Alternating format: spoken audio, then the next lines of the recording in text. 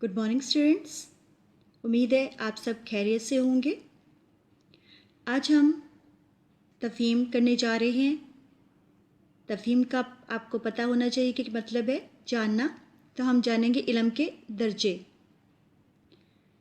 हम देखेंगे कि इल्म के दर्जे कौन कौन से हैं।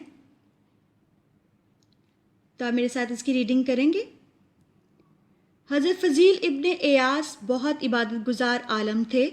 फरमाया करते थे कि इल्म के 5 दर्जे हैं। पहला दर्जा ये है कि आदमी खामोश रहना सीखे। दूसरा दर्जा ये है कि तवज्जो से सुनना सीखे।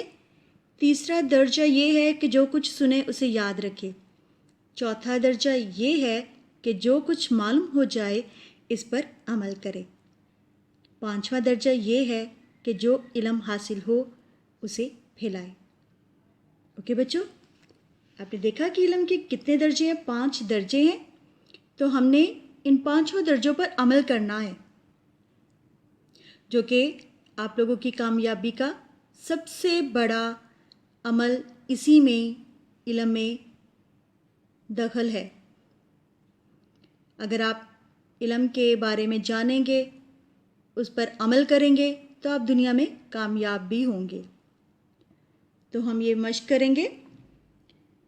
इल्म का पहला और तीसरा दर्जा क्या है? जैसे कि हमने इधर देखा था कि इल्म का पहला दर्जा क्या है? आदमी खामोश रहना सीखे। और सवाल में पूछे तीसरा दर्जा क्या है? जो कुछ सुने उसे याद रखे। अब इस सही जवाब पर दुरुस्त और गलत पर निशान लगाइए।